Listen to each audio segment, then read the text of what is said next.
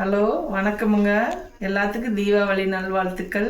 இன்றைக்கி எங்கள் பொண்ணுங்களுக்காக ஃபஸ்ட்டு ஸ்வீட்டாக குலோப் ஜாமுன் செய்ய போகிறேன். அதுக்கு நான் எம்டிஆர் மாவு எடுத்துருக்குறேன். கடையில் செய்கிற மாதிரியே நல்லா குண்டு குண்டு குலோப் ஜாமுன் இன்றைக்கி செய்ய போகிறோம். வாங்க பார்க்கலாம். 2 பாக்கெட் குலோப் ஜாமுன் மாவு எடுத்துருக்குறேன். ஒன்று வாங்கினா ஒன்று ஃப்ரீ எம்டிஆரில். அதுக்கு 1 கிலோ சர்க்கரை பாகு ரெடி பண்ணிவிட்டு அப்புறம் குலோப் ஜாமுன் மாவு பிசையலாம். 1 கிலோ சர்க்கரைக்கு 2 பாக்கெட் மாவு கரெக்டாக இருக்குங்க. இப்போ 1 கிலோ சர்க்கரையை நல்லா அடிக்கணமான பாத்திரத்தில் கொட்டியிருக்கிறேன். அதுக்கு 1 லிட்டர் தண்ணி ஊற்றி 10 நிமிஷம் கொதிக்க வச்சுட்டு 10 ஏலக்காய் தட்டி போட்டு ஜீரோ ரெடி பண்ணிவிட்டு ஒரு 10 நிமிஷம் கொதிக்க வச்சு எடுத்து நிறுத்திட்டு அப்புறம் குலோப் ஜாமுன் மாவு பிசைஞ்சு வச்சுட்டு நல்லா உருட்டி போட்டு எடுத்து போடலாம். இப்போ அடுப்பை பற்ற வச்சுக்கலாங்க. ஒரு 15 நிமிஷம் நல்லா கொதி வந்த முன்னாடி ஆஃப் பண்ணிவிட்டு ஏலக்காய் தட்டி போட்டுட்டு கொஞ்ச நேரம் அரை மணி நேரம் ஜீரோ ஆறுன பின்னாடி இந்த குலோப் ஜாமுன் 15 நிமிஷம் கொதிச்சோடனே ஆஃப் பண்ணி ஒரு 1/4 மணி நேரம் கழிச்சு தான் இந்த உருண்டையை பொரித்து வச்சு 2 நிமிஷம் ஆறுன முன்னாடி போட்டால் தான் உருண்டை உடையாமல் குண்டு குண்டாக அழகாக கடையில் மாதிரி சூப்பராக வரும். ஏன் ஆற வச்சு போடுறேன்னா நம்ம சுட சுட போட்டோம்னா அப்படியே ஊறி கொதன்னு வந்துடும். பிசு பிசுன்னு ஆயிரு, ஜீரோ நல்லா இருக்காது, உடஞ்சி போயிடும். நல்லா ஆற வச்சு போட்டோம்னா கெட்டியாக கடையில் இருக்கிற மாதிரி குண்டு குண்டாக உடையவே உடையாது. ஒரு வாரம் வச்சுருந்தீங்கனாலும் அப்படியே இருக்குது. அதனால் ஆற வச்சு போட்டால் சூப்பராக வரும். இன்றைக்கி நான் உங்களுக்கு அதையும் செஞ்சு காட்ட போகிறேன். ஜீரா ரெடியாகிறக்குள்ளே மாவு பிசைஞ்சு ஒரு 10 நிமிஷம் வச்சுருந்துட்டு அதுக்குள்ளே ஜீரா ஆறிக்கி இதையும் நம்ம போட்டு பொரிச்சு எடுத்துடலாம். ஆயிடுச்சுங்க. இப்போ மாவு பிசைஞ்சு வச்சுட்டு ஒரு 10 நிமிஷத்தில் உருட்டி வச்சுக்கோ. வெறும் பால் அது என்னென்னமோ நெய்யெல்லாம் சேர்ப்பாங்க. நான் எதுவுமே சேர்க்க மாட்டேன். தண்ணி மட்டும் பச்சை தண்ணி தான் சேர்ப்பேன். அவ்வளோ அருமையாக வருங்க. பாருங்கள், நான் உங்களுக்கு பொரிச்சு காட்டுறேன். மட்டும் போதுங்க. 2 பாக்கெட் மாவுக்கு 1 டம்ளர் தண்ணி ஊற்றினா போதும். ரொம்ப கெட்டியாக வரக்கூடாது, ரொம்ப தளத்தளன்னு இருக்கக்கூடாது. 1 டம்ளர் போதும். எதுவுமே போட மாட்டேங்க. நெய் போடுவாங்க, ஊற்றுறது பால் ஊற்றுவாங்க. எந்த இது இல்லை. பச்சை தண்ணியில் தான் பிசையிருப்பாருங்க. பச்சை தண்ணி சொம்புலேருந்து தான் ஊற்றுனேன். 1 டம்ளர் தண்ணி பாருங்க. இப்படி வடசட்டியில் ஒட்டாமல் வந்துருச்சுன்னா அது பக்குவம் வந்துருச்சுன்னு அர்த்தம். 10 நிமிஷம் க்ளோஸ் பண்ணி நம்ம வச்சிடலாம். அப்புறம் எடுத்து உள்ள வச்சுருவோம்.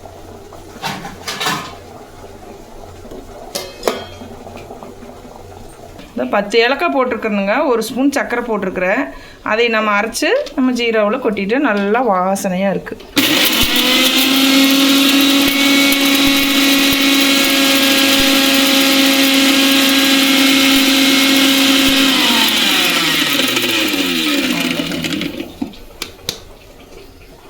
இதில் ஒரு தூள் இருக்குமில்லங்க, அதை எடுத்து நான் என்ன பண்ணுவேன், டீ தலைக்குள்ளே போட்டுருவேன். டீயும் வாசனையாக இருக்குது, குலோப் ஜாமுனும் வாசனையாக இருக்குது.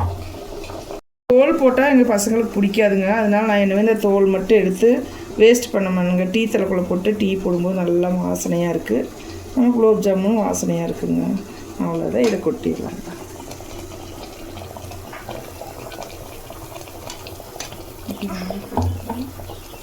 நல்லா கொதிச்சு ஜீரோ ரெடி ஆகி நல்லா தளன்னு கொதிச்சு வந்துடுங்க. 10 நிமிஷம் கொதிச்சிருச்சு.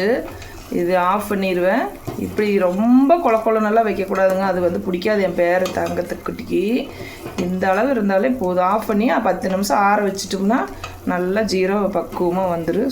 இப்போ நம்ம ஊற வச்சுருந்தோமாக 10 நிமிஷம் ஊறிச்சுங்க. இந்த இப்படி நம்ம ஒரு கோழி குண்டளவு எடுத்தால் போதுங்க.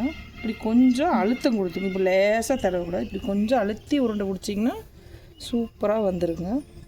பருப்பு வெடிக்காமல் அழகாக குண்டு குண்டாக வந்துடும். நமக்கு எவ்வளோ பெரிய உங்களுக்கு குலோப் ஜாமுன் வேணுமோ அந்தளவுக்கு. நான் இப்போ உருட்டுறது மீடியம் சைஸ்.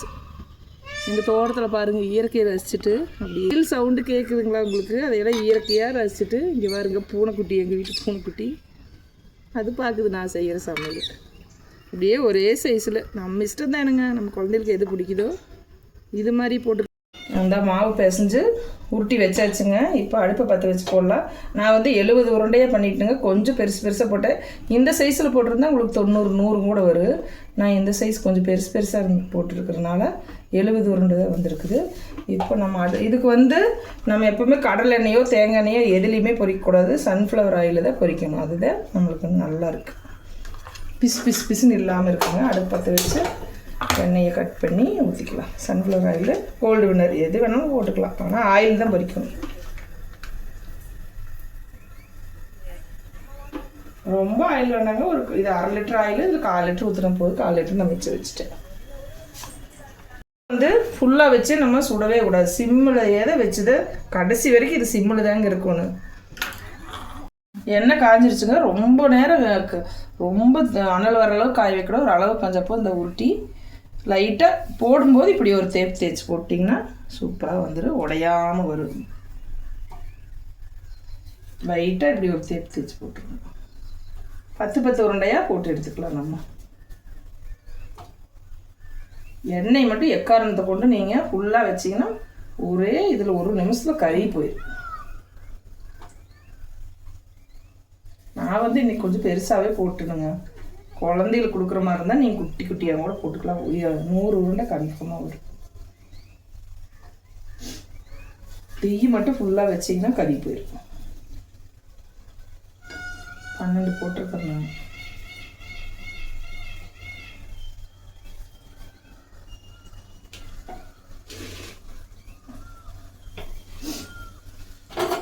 இவ்வளோதாங்க போட்டு 1 நிமிஷம் கழிச்சு இப்படி நம்ம தட்டி விட்டுக்கலாம். ஒன்றும் உடையாது, அழகாக ஒட்டாகவும் புஷ்ஷுன்னு வந்துடும். ஆயிலே பொரிச்சு எடுத்திங்கன்னா சூப்பராக வரும். பொன்னிறமாக கருகு விட்டுறக்கூடாது, பொன்னிறம் ஆனோன்னு எடுத்துடணும். இங்கே பாருங்க, இப்போவே எவ்வளோ பெருசு வந்துருச்சுன்னு. இன்னும் ஜீரோவில் போட்டால் நல்லா பெருசாக வரும். இப்போவே போட்டதில் பாதி அதிகமாகிடுச்சு பாருங்க, தெரியுதுங்களா? எவ்வளோ பெருசாகிடுச்சு.